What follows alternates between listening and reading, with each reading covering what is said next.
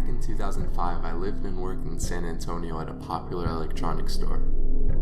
The store I was called into work that day wasn't my normal store.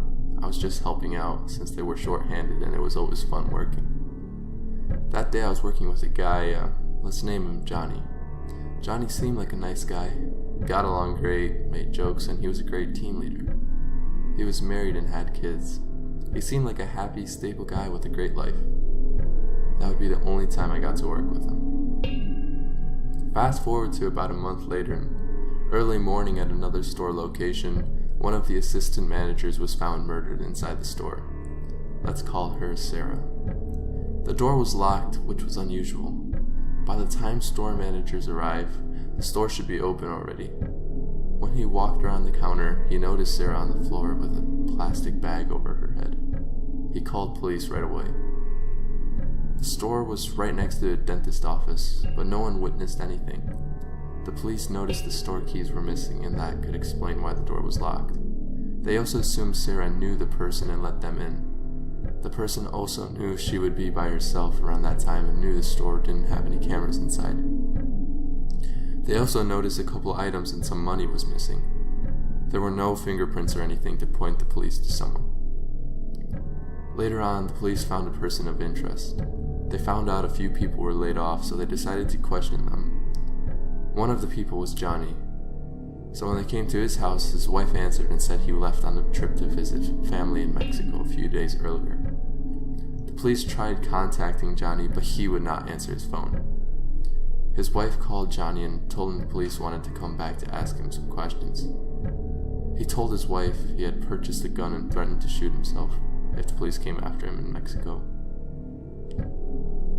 After a few weeks, he told police he would turn himself in. With the help of the Mexican police, they arrested Johnny and transferred him back to the States. He finally admitted to killing Sarah that morning. He was sentenced to life in prison. To this day, I don't know why he killed her. There were rumors ranging from they were having an affair and she threatened to tell his wife, to Sarah owing him money for drugs. We'll never know the truth to why he murdered her. I'm still in shock, especially after working with him and how he seemed like a nice, caring guy that loved his family. I also feel bad for Sarah's family that had to go through this. She was my assistant manager for a while too, before she got transferred to that store. She was a good, caring person and will be missed. This happened to me when I was around 12 or 13. I was on a bike ride with my dad not far from where we lived. This was a route we did all the time, so I knew it pretty well. At a certain point on the route, we turn a corner and head up a steep road that has houses on one side. I'm pretty slow compared to my dad, and he's been absent-mindedly cycling up the hill, not realizing that a considerable gap has formed between us. As I said, this was not far from our house and in a safe area, and on a route I knew well, so it wasn't really concerning that I could no longer see my dad. I'm slowly cycling past this house on my left, and I see a kid sat on the driveway, kneeling in front of a toolbox with his hand in there. I'm just observing him as I cycle past, and we lock eyes and I smile at him. But he doesn't smile back, and he has a very stony look on his face. I remember that he looked a few years younger than me and had blue eyes and very short ultra blonde hair, but I don't remember much else. This is where it gets creepy. He immediately kicks into action as if this is his chance and grabs a few tools out of his box. I remember there was a hammer and he had something in his other hand, but I didn't get a good look at it. He started sprinting after me, and at this point I'm weirded out and start to pick up the pace since my adrenaline is kicking in. I look behind me and he's still full on sprinting to catch up with me and waving the hammer in the air. His eyes are locked on me, but his expression is otherwise blank. By that I mean I don't remember him looking angry or anything, he just extremely focused, which was highly unsettling. I'm on a bike, so I'm faster and I keep looking behind me, and at some point he realizes that the gap is too big and he's not going to catch up to me. He stops running and drops the hammer on the floor and stares at me as I ride off. Even when I approached the top of the hill and looked back, he was stood in the same place and presumably still staring. He was too far away to clearly make out at this point.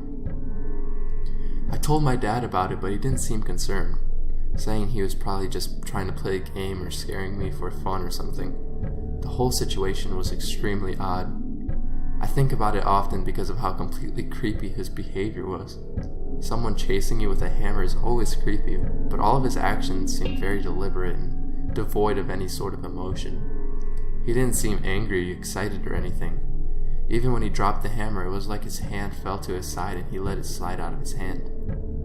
My dad still lives in the same house, and I've been down the same road many times and never seen him again or experienced anything like that since. But I still think about it every now and again and wonder what he was doing and what he's like now.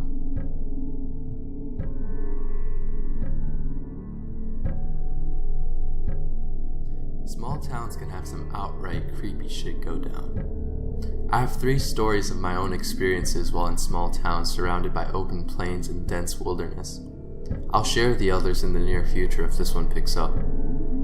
Although I can't really prove all of it, I hope you'll understand that my 3 stories are very much real and, while not dramatic, still hold a lasting effect on me. So here's the story. I used to work retail for a sports company that also sold hunting equipment. We always kept the guns, knives, hatchets, and machetes locked away. However, a customer is allowed to check them over before deciding to purchase it. In order to unlock the guns, we need to be certified, but with the knives, you just need to borrow the key from the manager on duty.